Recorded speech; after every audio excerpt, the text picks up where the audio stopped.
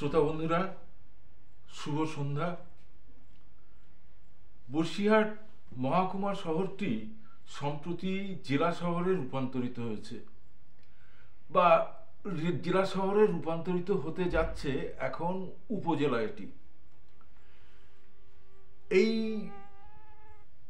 এই শহরটি বা এটি এটি একটি লোকসভা কেন্দ্রের অন্তর্ভুক্ত, এবং সেই লোকসভা কেন্দ্রটির নামও বসিরহাট লোকসভা কেন্দ্র। এই বসিরহাট লোকসভা কেন্দ্রে হাসনাবাদ, হিঙ্গলগঞ্জ, গোসাবা, বসিরহাট, বাদুড়িয়া, হাড়োয়া এরকম 7টি বিধানসভা কেন্দ্র নিয়ে বসিরহাট লোকসভা কেন্দ্রটি গড়ে উঠেছে। এই বসিরহাট লোকসভা কেন্দ্রটিতে মানে স্বাধীনতার পর থেকে যারা নির্বাচিত হয়েছেন বা যারা এখানকার লোকসভার সদস্য হিসাবে কাজ করেছেন, তারা বেশিরভাগই বহিরাগত। স্থানীয় মানুষ মাত্র 2জন এই কেন্দ্রে প্রতিনিধিত্ব করেছিলেন। একজনের নাম মনোরঞ্জন সুর, আর একজন হচ্ছে অজয় চক্রবর্তী। এ কে এম ইসাক্য সম্ভবত এই মহকুমাতেই বাস করতেন। আর সবই বহিরাগত।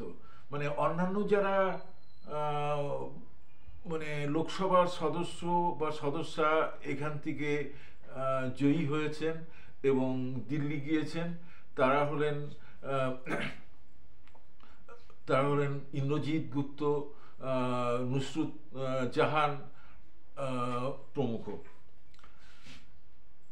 এই যে এখানে এখানে বসিরহাট মহকুমাতে বা বসিরহাট লোকসভা কেন্দ্রে যারা নির্বাচিত হয়েছিলেন, তাদের মধ্যে কেউ তেমন বিশিষ্ট হতে পারেননি। মানে রাজনীতিতে বা বসিরহাটের উন্নয়নের জন্য তেমন কোনো কাজ করতে পারেননি। একমাত্র হুমায়ুন কবির শিক্ষামন্ত্রী হয়েছিলেন, তাও এখানে শিক্ষার তেমন কিছু বিকাশ ঘটেনি।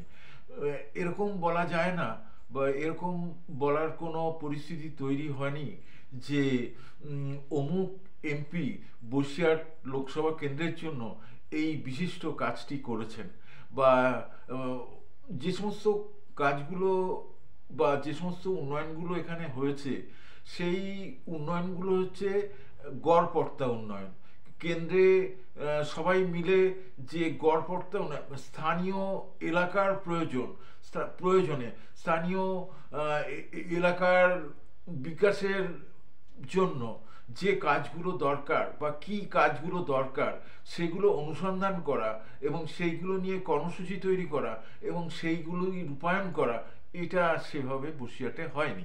যদি হতো তাহলে বসিরহাটের চেহারা আরও অন্যরকম হতো। প্রথম দিকে বসিরহাট শহর বা বসিরহাট মহকুমাটা যেহেতু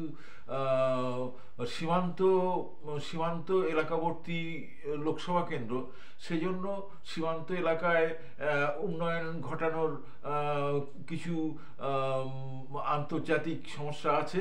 সেই সমস্ত কথা ভেবে এসব জায়গায় কলকারখানা বা অন্যান্য কাছাকাছি অন্যান্য যে সমস্ত জায়গা আছে, যেসব লোকসভা কেন্দ্র আছে, সেখানে যেসব উন্নয়ন ঘটেছে, বসিরহাটে কিন্তু সেই সব উন্নয়ন ঘটেনি।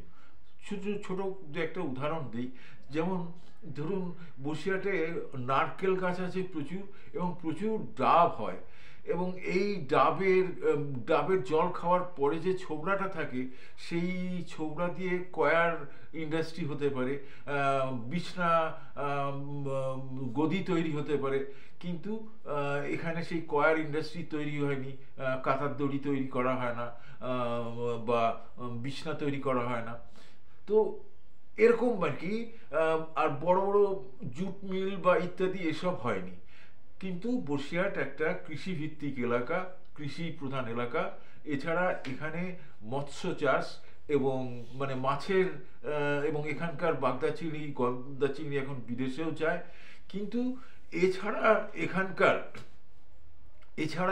এখানকার রূপায়ণ সেভাবে কিছু ঘটেনি বা হয়নি। তবে জেলা শহর হওয়ার সূত্রে এখন বসিরহাটের কিছু মানে রাস্তাঘাট, পয়ঃপ্রণালী এই সমস্তগুলো উন্নতি হচ্ছে, বাড়িঘর তোরও